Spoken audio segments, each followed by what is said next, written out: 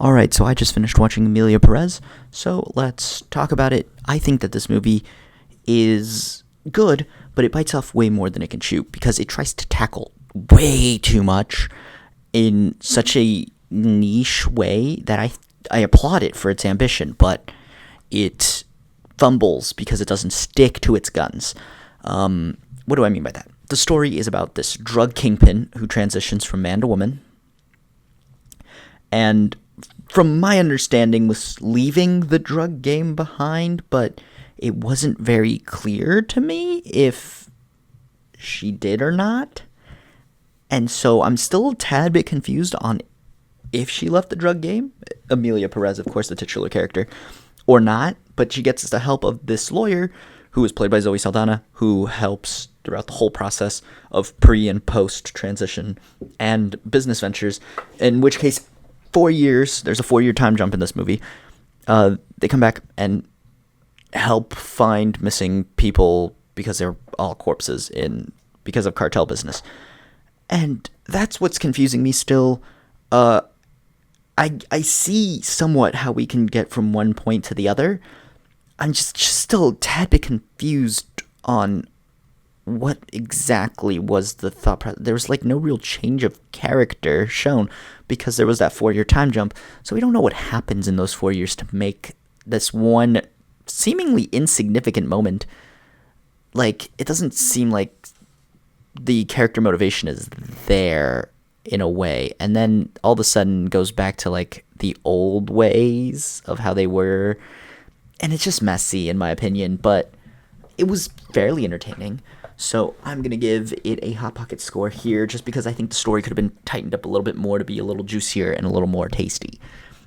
The cinematics, I got to say, this was a surprise musical because I didn't know anything about this movie, and then I started watching it and it was a musical, and I got to say, Zoe Saldana kills it. Kills it in this role. I know I'm not talking about the actors, but man, I did not know how good Zoe Saldana was at just everything. Literally everything. And I literally had to keep Googling everything, and I'm like, oh my goodness, of course she signed up for this. This makes a lot of sense. It does so much that she hasn't done in a while. What I'm trying to say by that is, it's a musical. There's a lot of singing and dancing, and Zoe Saldana sings everything and does all the dancing, and it's great cinematically, I gotta say. I kind of wish I'd seen this in a movie theater for the musical sequences. Although my issue with the musical sequences is that sometimes they're a little, hard to understand. Mostly because it's all in Spanish, which is cool. I like that. But, I think sometimes you were just mumbling, and they were mumbling it under their breath, and I couldn't catch the words, and I couldn't read the subtitles fast enough, so I'm like, oh, I'm dead. I don't know what this is going. This is going too quick for me. But I applaud it. I'm giving it a hand grenade score here because that was cool. It was something different. I loved that. It was so interesting. It was intriguing. I liked it. Continuing direction. I thought the directing was pretty solid. Pretty good camera shots, especially during those musical numbers. Yeah, I'll give another hand grenade score there.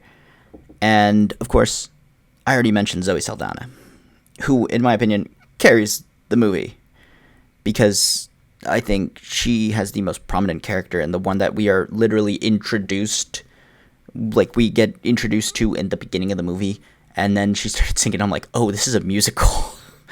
And I'm like, this is crazy. And then, her performance is great, and I think it won the Cannes Film Festival Best Actress Award.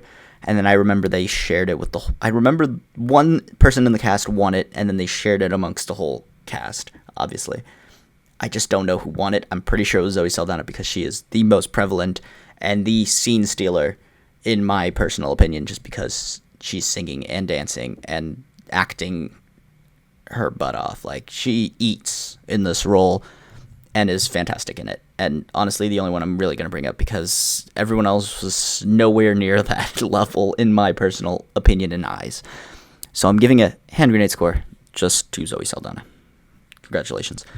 Expectations and experience.